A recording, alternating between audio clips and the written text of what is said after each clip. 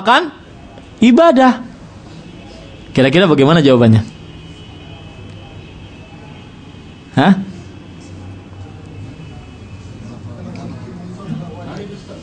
Hah? Bagaimana jawabannya kira-kira? Kita katakan kepada dia, yang Anda maksud itu bukan perbuatan bid'ah sama sekali. Itu adalah masalihul mursalah. Apa itu masalihul mursalah? Membikin rumah, membikin sekolahan itu termasuk masalihul mursalah. Masalihul mursalah adalah sarana untuk mencapai sesuatu yang disyariatkan oleh Allah Subhanahu wa taala. Ya, sarana untuk mencapai sesuatu yang disyariatkan oleh Allah Subhanahu wa taala. Makanya para ulama mengatakan beda atau perbedaan antara masalihul mursalah dengan bid'ah ada 3. Perbedaan antara bid'ah dengan masalihul mursalah ada 3. Yang pertama, kalau masalihul mursalah itu bisa diakalkan. Kenapa orang bikin sekolahan? Untuk menuntut ilmu. Tetapi kalau bid'ah nggak bisa diakalkan, ya nggak bisa diakalkan. Kenapa orang berzikir 1000 kali pada malam Jumat Kliwon jam 12 malam dibuka atapnya? Kenapa begitu? Nggak bisa diakalkan kan? Ya, makanya itu bukan masalihul mursalah. Bisa dipahami ya? Tayyib. Yang kedua, beda antara masalihul mursalah dan bid'ah. Masalihul mursalah dalam masalah biasanya dalam masalah sarana. Sedangkan bid'ah dalam masalah ibadat. Masalihul mursalah dalam masalah sarana. Sedangkan bid'ah merupakan zat daripada ibadat itu tersendiri. Bisa dipahami ini?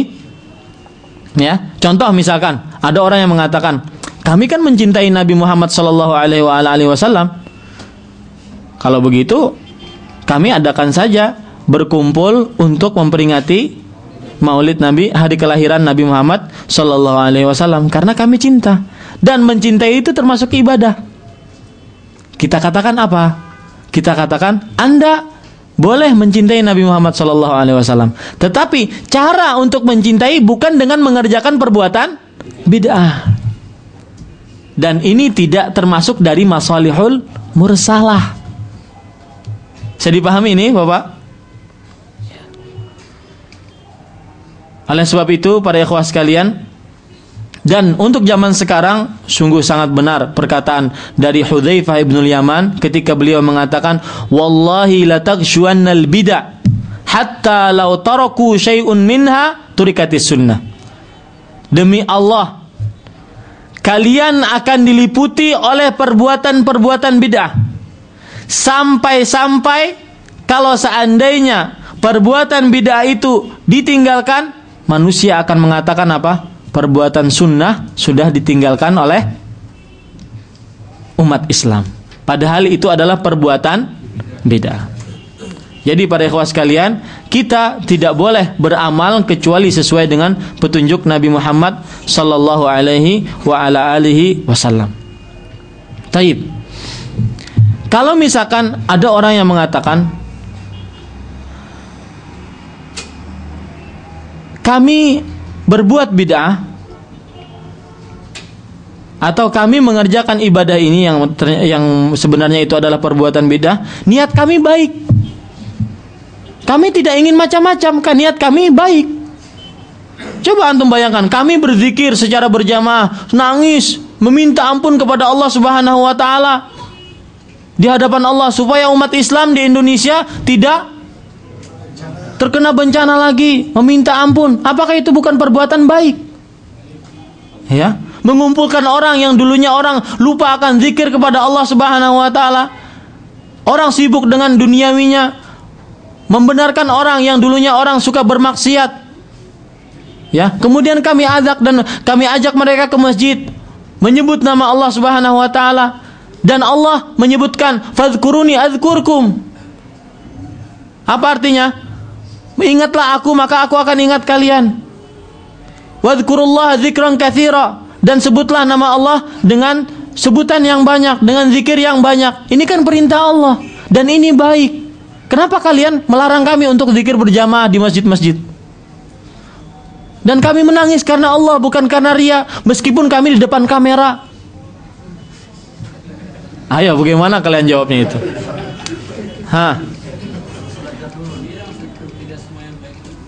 Nah, kita katakan di dalam agama Islam yang menjadi patokan atau sandaran adalah yang sesuai dengan Al-Quran dan Sunnah. Dan tidak semua yang baik menurut orang itu benar, meskipun bisa melemah lembutkan hati. Ya, itu menurut orang saja melemah lembutkan hati, tetapi tidak diterima oleh Allah Subhanahu wa Ta'ala. Dan kita harus percaya bahwasanya pekerjaan itu tidak akan diterima oleh Allah Subhanahu wa Ta'ala. Kenapa? Karena sabda Nabi tadi, man amila amalan laisa alaihi amruna fahuwa raddun. Taib. Ya kalau begitu silahkan saja kalian berbuat maksiat, sudah kami tidak mau mengajak lagi. Bukan begitu caranya. Diajarkan kepada umat apa yang diajarkan oleh Rasulullah sallallahu alaihi wasallam. Diajarkan kepada umat bagaimana cara berzikir seorang muslim yang benar. Zikir wirid pagi dan sore yang benar, yang sesuai dengan Al-Qur'an dan sesuai dengan hadis-hadis Nabi Muhammad sallallahu alaihi wasallam. Ketika kita melarang orang untuk berzikir secara berjamaah, bukan kita melarang orang untuk berzikir, tidak. Demi Allah kita tidak melarang orang untuk berzikir. Tetapi yang kita larang adalah tata cara mereka itu ketika mereka mengerjakan secara berjamaah. Dan ini juga menjadi perhatian, harus menjadi perhatian. Banyaknya orang bukan menjadi ukuran sesuatu itu benar. Banyaknya orang bukan menjadi ukuran sesuatu itu benar. Karena yang menjadikan ukuran sesuatu itu benar adalah yang sesuai dengan Al-Quran dan sunnah-sunnah Nabi Muhammad sallallahu alaihi wa ala alihi wasallam. Dan khusus masalah zikir berjamaah, ada sebuah hadis atau riwayat dari Abdullah bin Mas'ud radhiyallahu an. Abdullah bin Mas'ud ini seorang sahabat yang sangat tegas membantah atau memerangi perbuatan-perbuatan bid'ah, karena beliau waktu itu hidup di Irak, dan Irak waktu itu penuh dengan perbuatan-perbuatan bid'ah.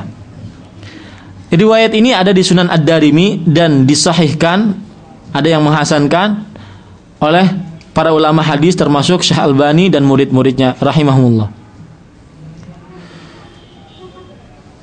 Suatu ketika di sebuah masjid, di Masjid Kufah, ada orang berkumpul.